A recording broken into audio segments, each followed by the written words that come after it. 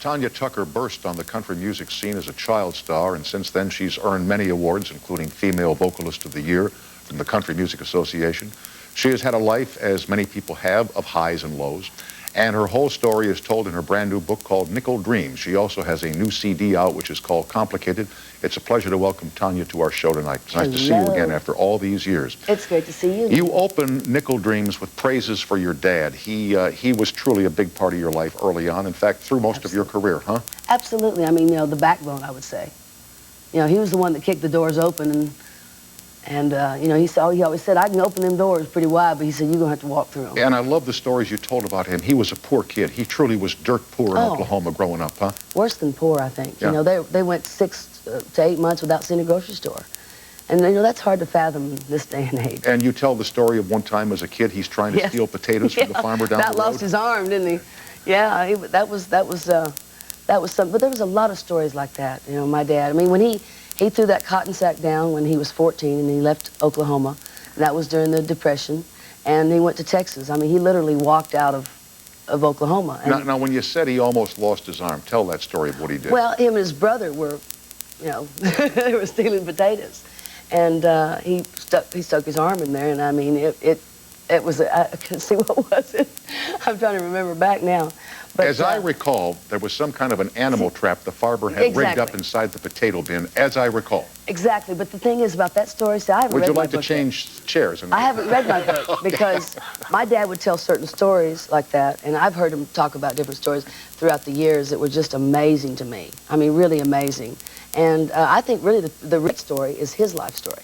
I mean, Pretty Boy Floyd was actually, I don't know if that's in the book, but he actually came to my dad's, where they had a little old house there, a little old shack there in Colgate, Oklahoma. And my grandmother, he came up and they knew something was different about him because he had a gun, and he asked if he could get something to eat. And so my grandmother made him some cornbread and fed him some cornbread and water. And when he left a $20 bill underneath the plate. So in those days, $20 was an enormous amount like of money. A couple thousand, you know? It was like amazing. But to me, the real story is that. And when they asked me to do my life story, I thought, you know, it's awfully soon to be doing stuff like this, you know. I think they should wait till I'm at least 80 or something. Well, I was going to say, your life is hardly finished. This is not hardly the entire life of Tanya Tucker as we know her. Well, you know how I wrote the book, though? I wrote it with a very good friend of mine. And I have not read the book yet because I told him, I said, man, I lived it. Why not I got to read it, too? And my dad hasn't read it yet. So there were a lot of stories. Well, that makes 3 of us. Yeah. You haven't read it either? You're right. All right. I love you. Never did have a problem with Tom being honest, that's for sure. Talk to me here now. Early in your career. Keep it real close to the toilet, like a Sears and Roebuck book. You know?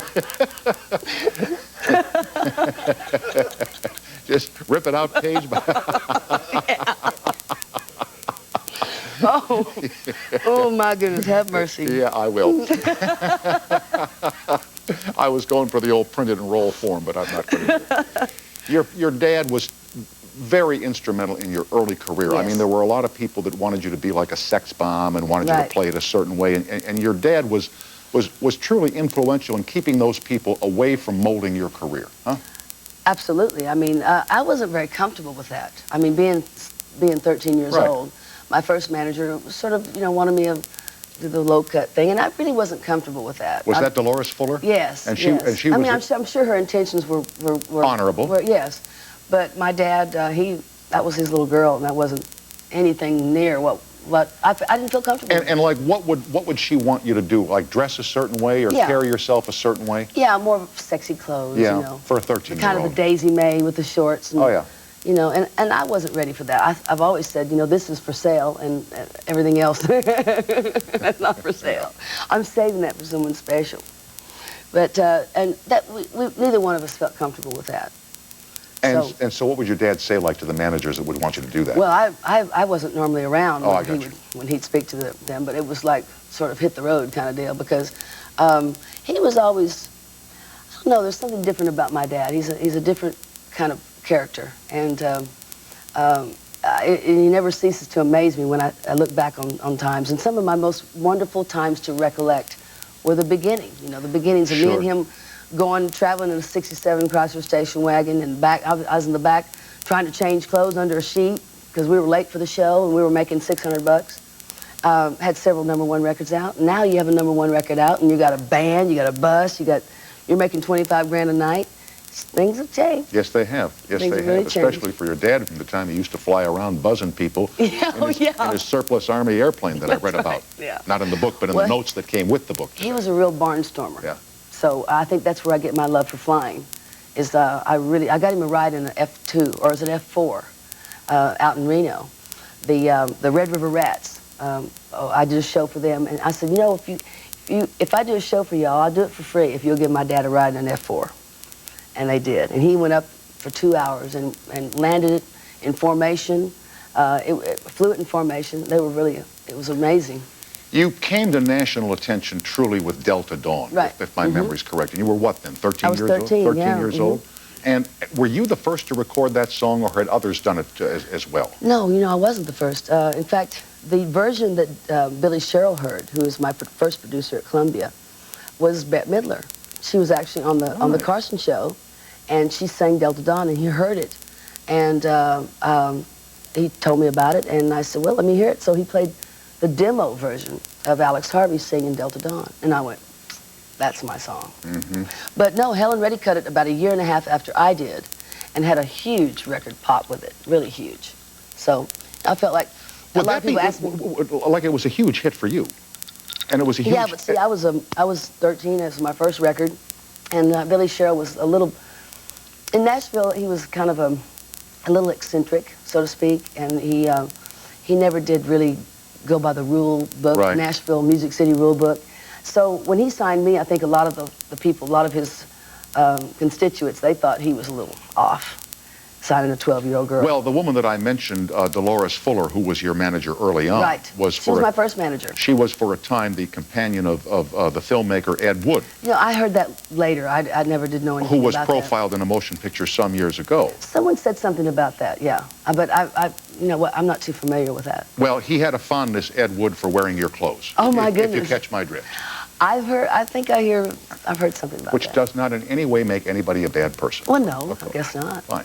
We'll be right back here with Tanya Tucker. The book is called Nickel Dreams. The toll-free is up and running at 800-952-2788. I'm Tom, and you're watching CBS. It's complicated. It's underrated. This is so much more than I anticipated. Well, it's a heart-related. It's complicated. Love can't be measured with diamonds and gold.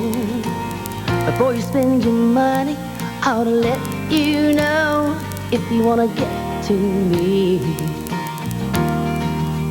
Try the little things. I've often wondered, how long does it take an artist to make one of those music videos? How many times do you have to sing the song while they do all the different photography? Well, actually, you know, it's different every time. Okay. I mean, I've worked from 6 in the morning till 6 the next morning on a video. Really? Really. And that's when I'm doing the A-roll and the B-roll. But this video was the easiest one I've ever done in my life. I mean, I was there literally for, I would say for, at the most 3 hours. At the most. Maybe 2. Because first time I did it, I just sang it, and the director, Jerry Winter, he just kind of went, okay, what do we do now? Okay, we have it. That's printed. Good. Yeah, printed, and we did it real quickly. But I think he did a great job on this video. With Tanya Tucker, here is Terry on the toll-free in Leoma, Tennessee. Hello. Hello, Tom. How are you? I'm fine, Terry. Thanks for joining us tonight. Terry. Hi. Hi, Tanya. Hi there.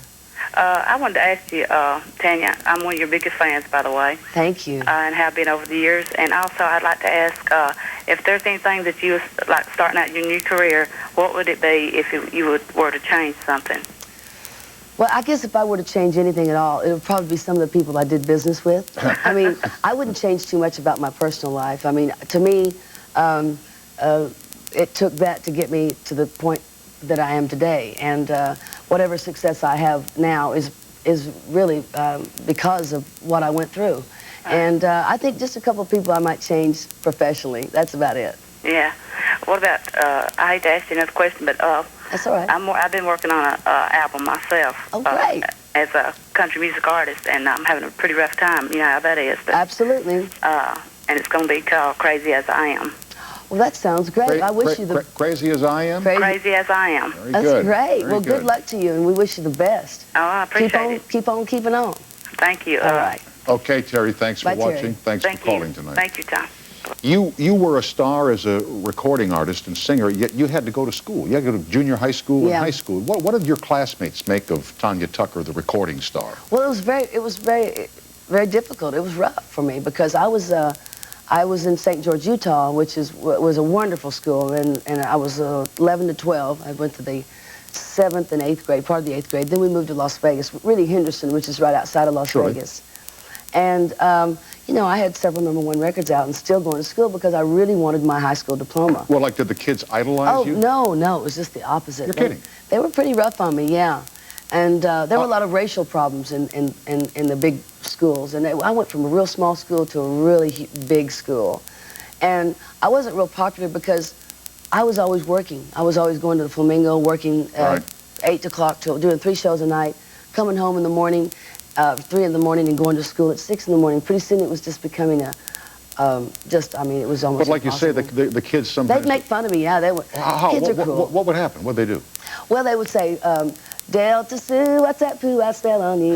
Do you need a bath and shower too? So it really hurt my feelings, but, you know, kids, they didn't understand. You know, I was, country music was something that they were not exposed to, you know, and it was different for them. So, but, you know, out of all that, it makes a great story, you know, and at least it was interesting, and I did have to go through some of those things. I mean, maybe the good Lord wanted me to do that, wanted me to go through those things, so I could really appreciate the great times. You write in your book about meeting Elvis Presley when you were 15 years old. Yes, I was. Yes, I was. Was I 15 or 17? I don't remember. I mean, it was one of the most perfect evenings that I've ever had. And you write about seeing him the last time. Yes. That he did not look well. Yeah. No. I saw him in Tahoe the last time. Well, actually, I saw him in Vegas, but I didn't talk with him. I wasn't around him real close. I was in the audience. Yeah. But I saw him in Tahoe at, I guess, the Sahara was where, or Harvey's or the Sahara in Tahoe. And I rode down the elevator with him, and I realized it made me very sad. You know, being a young girl, I tried to make up every excuse in the world that, you know, for his reason for being that way. But it was a very sad night for me, but it was a very wonderful night the first time I met him. I mean, that was just so perfect. What happened? Well, I had an invitation from Glenn D. Harden, who was his piano player at the time, and my sister and I, we're driving there on the way with curlers in our hair, and I'm driving, which is pretty funny, and we're in this old Buick station wagon, and we get to the Hilton, and of course they take us right to the VIP line, which is where we were already just, oh, this is too much. And they set us down, I'd say from here to the camera over there from the stage, and Elvis introduced me in the audience. In fact, someone just sent me a tape recently of him introducing me in the audience. Mm-hmm. And you talk about a thrill. Well, you stood up and took a little bow. Oh, I was like, my knees were a little shaky, and I'd spent like $250 or $275 on a pair of shoes from Fred Slatton, right down on Santa Monica. And I mean, that was $250 back then was like, for a pair of shoes. Well, even today, $250 for a pair of shoes seems to moi, who is not especially into shoes, to be a lot of money for shoes. That's not what I heard, Tom. You know those stiletto pumps you have? No. And you know what I love to do with them, don't you? Yes, I do.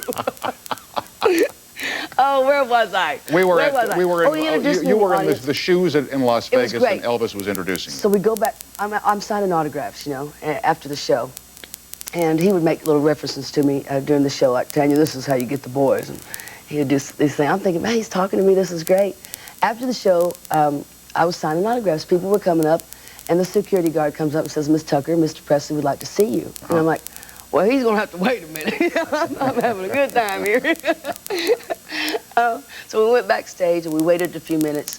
And it was like 20 minutes, I seemed like. And I kind of looked at my watch, and I looked at my sister. I went, you know, 5 minutes. Time to go. You know, we're not going to sit here and be, you know. So here he come. I mean, he walked in the room, and it was like the Red Sea parting.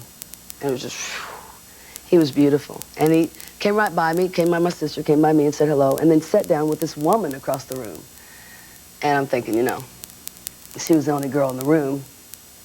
And I'm thinking she must have been a hooker, you know. I don't know how I thought that. Why would you say that? Well, because I just think that's what she was, you know.